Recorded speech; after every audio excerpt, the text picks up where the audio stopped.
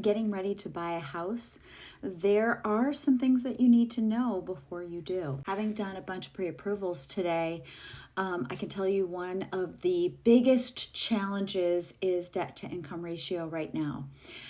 So how much you make versus how much you currently owe. And then we have to add that proposed housing payment into that debt to income ratio. And people have so much debt right now. Like one of the instances that I was working on, husband and wife wanted to get a house. They're moving from a different town and they want to hang on to their current house, but honestly, they cannot do it. They can't afford to buy a new house without selling their old house. But they're very insistent upon that. So we ended up adding her mom, her stepdad, and her grandfather. Each person comes with their own collection of what they make and what they owe. And even with that collection of 4 people on a loan, because husband couldn't be on it, still wasn't going to work. To be sure, housing prices are high right now. And I don't see that changing. Real estate typically appreciates.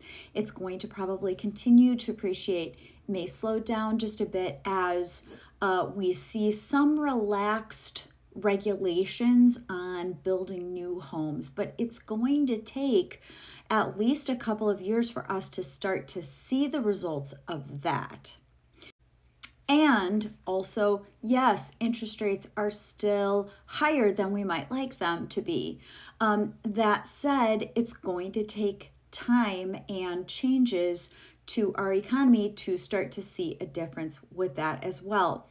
If we start to see inflation come down, interest rates will come down. If we see gas prices, so crude oil coming down, we'll probably see interest rates coming down as well. In addition to that, the price of everything else, all goods and services, has been very high for the last 4 years.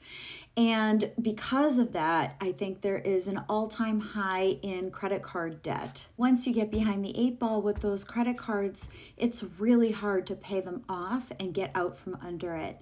So I know it's just best not to get there in the first place, but when things are so expensive, it's really hard to do that. So what can you do to make this easier as you prepare to buy a home?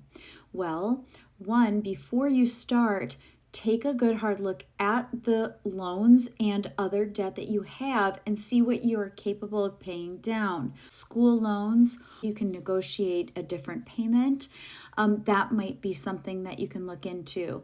If you have too many credit cards, pay those down and start to put some aside and not use them. And finally, consider not buying the most expensive car, but something that's a little bit more reasonably priced.